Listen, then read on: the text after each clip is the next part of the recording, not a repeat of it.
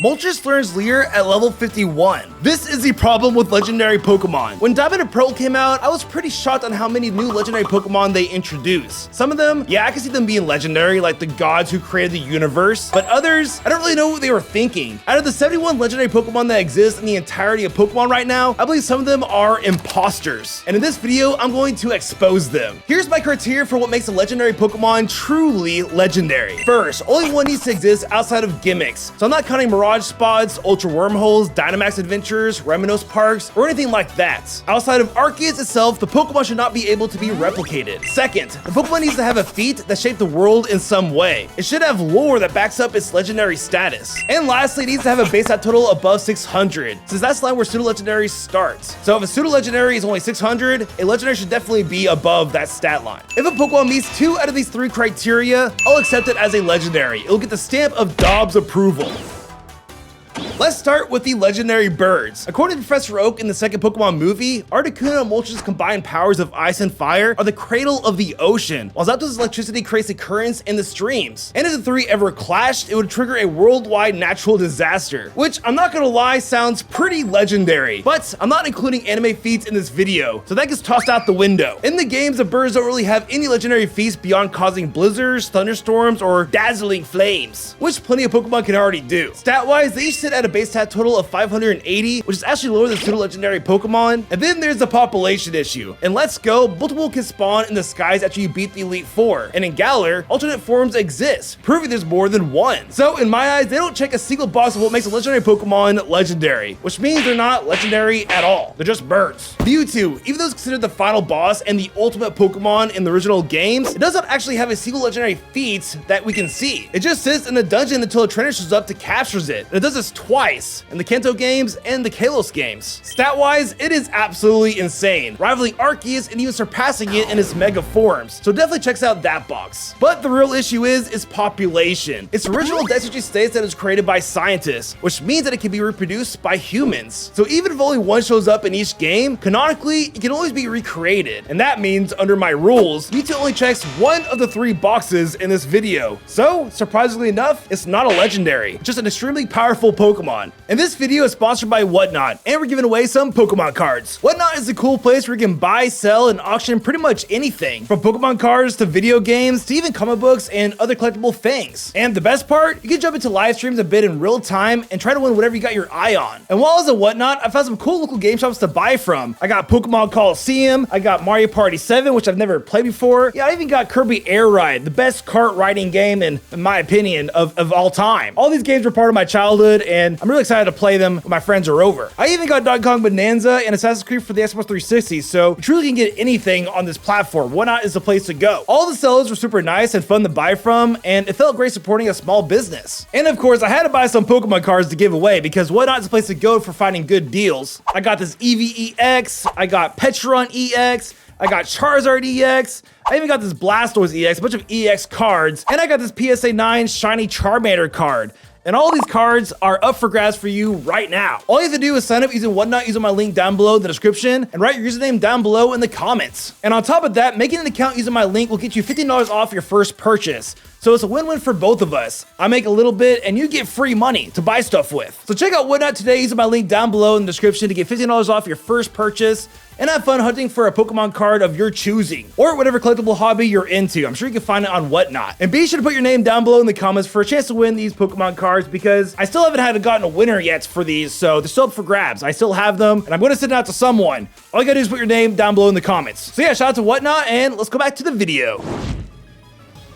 Next up are the Johto legendaries. Starting with legendary bees, out of the 3, only Entei really has a true legendary feat. Since its roar is said to trigger volcanic eruptions, which is definitely world altering. Suicune is said to purify water, and Raikou causes thunderstorms. But those are things that plenty of other Pokemon can do, so it's not really that legendary. Stat-wise, all 3 sit at a base stat total of 580, which just like the birds, is actually lower than pseudo-legendary Pokemon. And then there's the population. Only Entei is confirmed to have multiple versions, since a new one is born whenever a volcano appears. But the fact that Ho just can create these legendary beasts means that they can be reproduced by Ho itself. So in the end, only Entei checks one box out of the 3, which means they are truly not legendary Pokemon. Lugia definitely has a legendary feat because in the Johto remakes, it is explained that long ago, 2 countries fought over the world islands, and Lugia, the guardian of the islands, became upset and cast lightning bolts that split the land into 4 pieces, hoping to restore trust between people and Pokemon alike, which I would say is definitely world altering. Its stats are strong and only one exists in the games, so Lugia is our first true legendary Pokemon in this video. The same goes for Ho-Oh. Its legendary feat is reviving the 3 Pokemon that perished in the Brass Tower, transforming them into legendary beasts. On top of that, its flames are tied to the Sacred Ash, one of the most powerful items in the entire series, if not the most powerful, which can fully revive an entire team of Pokemon. And just like Lugia, its stats are great and only one exists, so very legendary.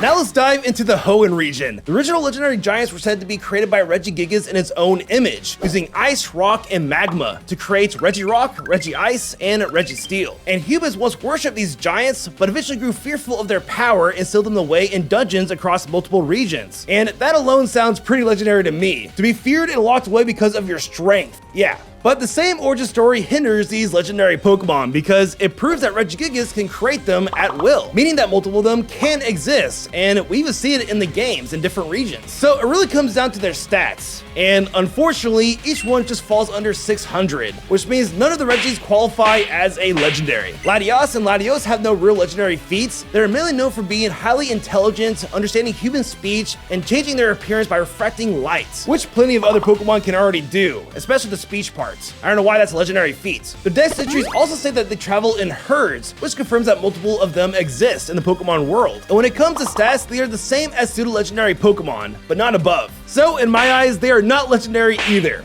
At all. Groudon, Kyogre, and Rayquaza are without a doubt legendary. These are the legends of Pokemon. Groudon created all of the land on the Pokemon Earth. Kyogre created all of the sea, and Rayquaza had the power to stop both of them in battle, which is easily one of the most legendary feats in this entire video, since Groudon and Kyogre each have the power to dominate the Pokemon world, according to their lore. Their stats are incredible, especially in their Mega and Primal forms, and there's only one of them each, meaning that these Pokemon are unquestionably legendary. Alright, time for the infamous Sinnoh region that I personally thought introduced too many legendary Pokemon when I was a kid. They introduced a whopping 9 legendary Pokemon, and let's start with the Lake Guardians. These Pokemon were created by Arceus itself during the creation of the universe, and were given the power to calm and control Dialga and Palkia whenever they became enraged. They are also said to have taught humans the ability to feel emotion, gain knowledge, and develop willpower. And up to this point, that is easily the most legendary backstory in this entire video. When it comes to their population, only one of each exists aside from Arceus creating them. But like I said in my rules, it has to be outside of Arceus itself because it is the god of the Pokemon universe. And their base total is just under 600 at 580. That means they check 2 out of the 3 boxes that qualify them as a legendary Pokemon. And while I'm tempted to give their backstory 2 points, I'll just do 1. So they are legendary. Next, we have the Creation Trio. And do we even need to talk about these Pokemon in this video? They are very legendary. Each one controls a fundamental element of reality. Dialga governs time, Palkia governs space, and Giratina governs antimatter. They were created by Arceus to maintain balance in the Pokemon universe. Their stats are definitely legendary, and only one of each exists, aside from the scrapped Arceus event in the Johto remakes where Arceus creates another one for the player. But like I said before, outside of Arceus itself creating them, it counts. So these 3 are definitely legendary. Come on, we knew this, guys. Heatran. Yeah, Heatran is not legendary at all. At the end of the day, it's just a powerful Pokemon that lives inside a volcano. It has no real legendary feats or mythical backstory. Probably the most interesting thing about this Pokemon is that its own body is so intense that it literally burns itself, which is why it has spots all over its body. And only one exists that we've seen in the games because only one lives in Mount Coronet. But being the only Pokemon that exists does not make you a legendary Pokemon, so it is not a legendary. Or else Porygon would have been a legendary Pokemon. Does that look like a legendary Pokemon to you? Regigigas. Yes, very, very legendary. As mentioned earlier, it created all of the Regi Pokemon in its own image. Regirock from Stone, Regice from Ice, Registeel from Magma, Regieleki from pure electricity energy, and Regidrago from crystallized dragon energy. And it was so powerful that the very humans who once worshipped it eventually grew afraid and sealed it away in Snow Point Temple. And on top of all of that, it's said that moved the continents of the Pokemon world into place using ropes. With ropes. It took the land that Groudon created and just shaped them the way it wanted to, because it could, which easily rivals Groudon and Kyogre in terms of legendary feats, without a doubt. Only one exists and has solid enough stats to back it up. legendary. And lastly, there's Cresselia. What even is Cresselia? In the Pokemon world, all it really is known for is representing the crescent moon, and its feathers have the power to wake Pokemon from Darkrai's nightmares, which is pretty handy and all, but it's not really a legendary feat, in my opinion. Its stats are pretty mediocre, and while only one of them exists, that alone is not enough to make it a true legendary Pokemon. So, not a legendary.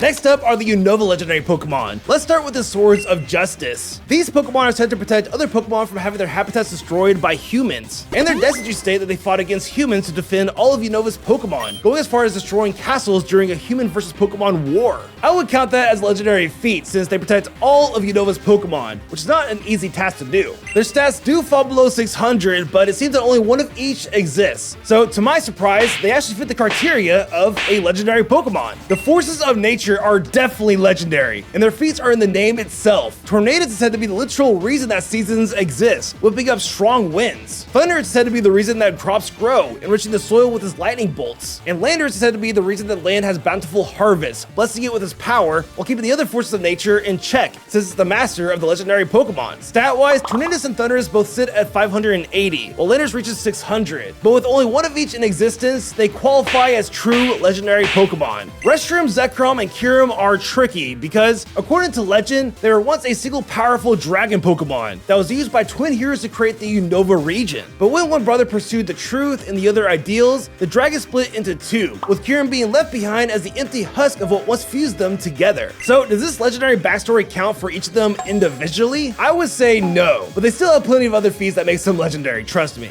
With Reshiram, it literally says it can scorch the entire world on fire, while Zekrom says it can scorch the world with electricity. And Ghetsis himself believed their power was so great that it could make him the only person left with a Pokemon in the entire world, oppressing anyone from owning any Pokemon. Kyurem's entries are less exciting because one even says it can produce ultra cold air. Its body is frozen.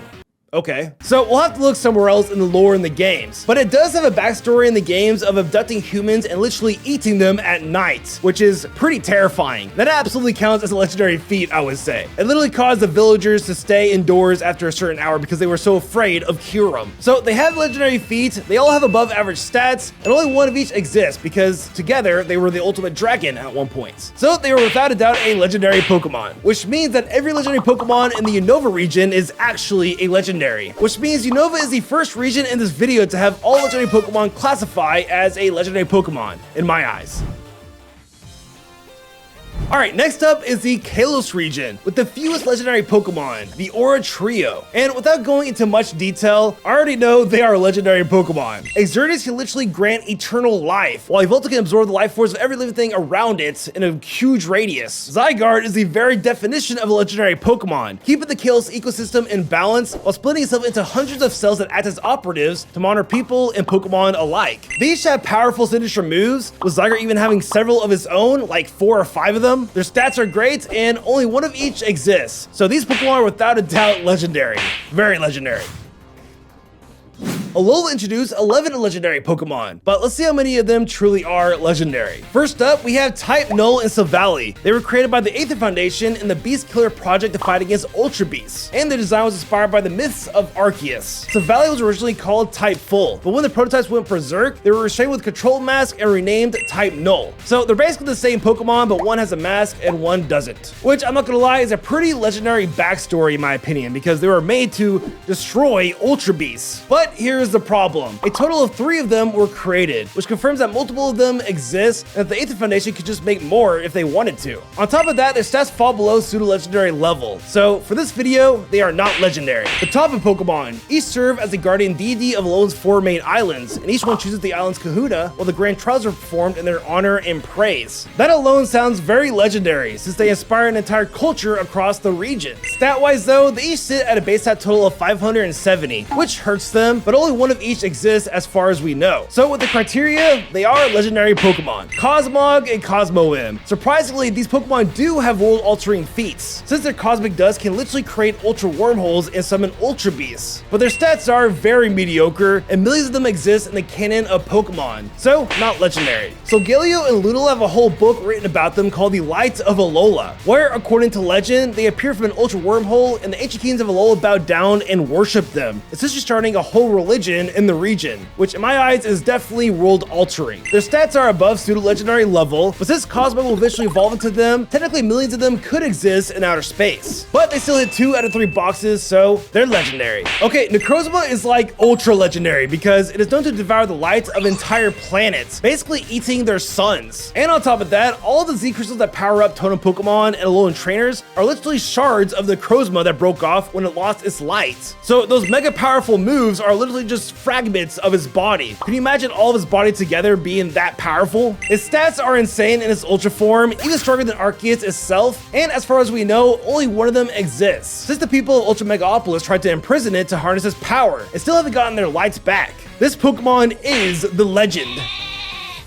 Alright, the Galar region. This generation introduced a whopping 13 legendary Pokemon, but I can only knock down a couple of them. Regieleki and Regidrago. While they do have legendary lore by having the power to fuel all of Galar's electricity and the power of all Dragon-type Pokemon combined, they are unfortunately not legendary Pokemon, because Regigigas can easily create more of them, and their stats fall just below pseudo-legendary level, so not legendary. Less can be said about the Galarian legendary birds though. Galarian Articuno can cut through iron sheets like paper, Zapdos can pulverize a dump truck and sprint at 180 miles per hour, and Moltres, it just burns things because it's mean. Nothing really world-altering about these Pokemon, especially with their mediocre stats and the fact that multiple of them can exist with their Ketonian forms. So, not legendary. Alright, Zacian and Zamazenta. They are both known for stopping Eternatus from consuming all of Galar's energy and causing the darkest day. They were even crowned as kings after saving the region, which is more than enough for their lore. They both have great stats, especially in their crown forms, and only one of each exists. So these Pokemon are truly legendary. Eternatus.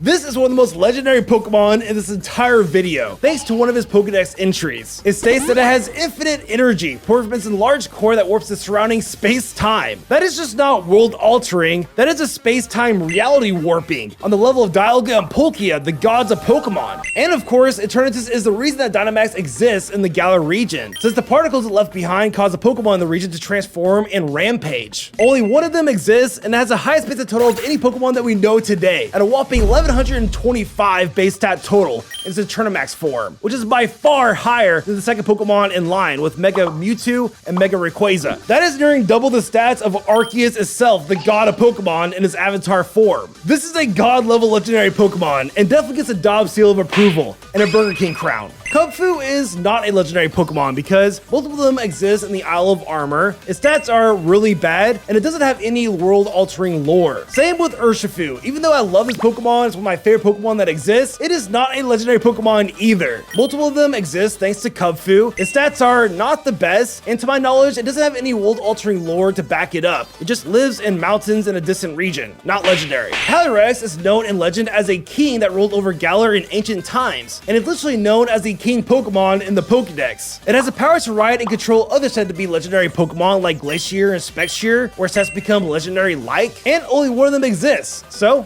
it is legendary. For Glacier and Specshear, however, I would say they are not legendary. The fact that they can be controlled by another Pokemon doesn't help their case, and none of the dex entries point to them doing anything world-altering. Their stats are low, and only one of each exists, but that is not enough for them to be legendary, so not legendary. And finally, we have Enamorus from the Hisui region. Just like the other forces of nature, was said to be worshipped as a god in the Hisui region, and apparently it's the one that stops winter and brings spring, which is quite the backstory. Its stats aren't great, but since only one of them exists, that makes it a legendary Pokemon. Now, let's do the last region.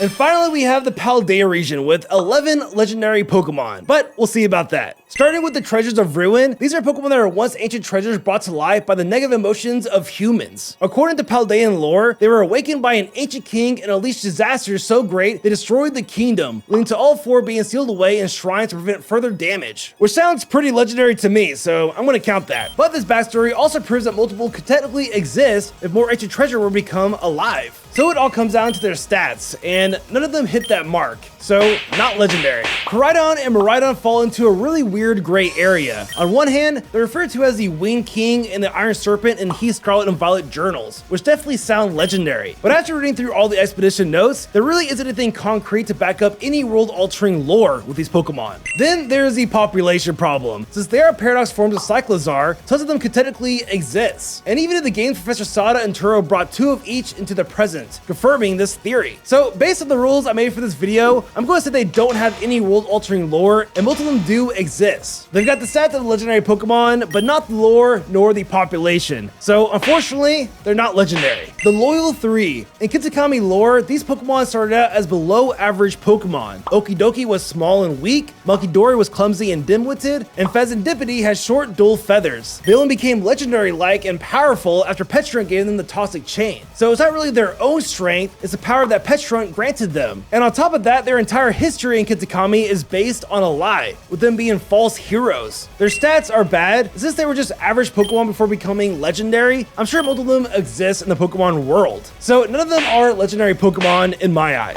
Ogerpon. Its entire history was clouded by the lies of the Loyal 3. But if you think about it, the entire culture of Kitakami was actually inspired by Ogerpon and its masks. Festivals and traditions were celebrated for generations because of this Pokemon. It was even feared by the entire region just because of its appearance, which definitely sounds world-altering to me. Although its stats aren't the greatest, only one of them does exist. So I'm gonna call this Pokemon legendary. And lastly, for the latest legendary in Pokemon, we have Terrapagos. Its HE colony is what formed Area Zero and caused the entire terrestrial phenomenon. The crystals it created gave rise to the Herba Mystica, which in turn caused Titan Pokemon and terrestrialization to exist. And its energy eventually led Professor Sada and Turo to creating Paradox Pokemon through their time machines. So this Pokemon absolutely has world-altering lore to it. One of the most legendary in this video. And as we know, only one Terrapagos exists today, since the last of its colony, which I will count for this video. And in its stellar form, it has a base set total of 700, which barely makes it a legendary Pokemon. So out of the 11 legendary Pokemon in Paldea, I think only 2 of them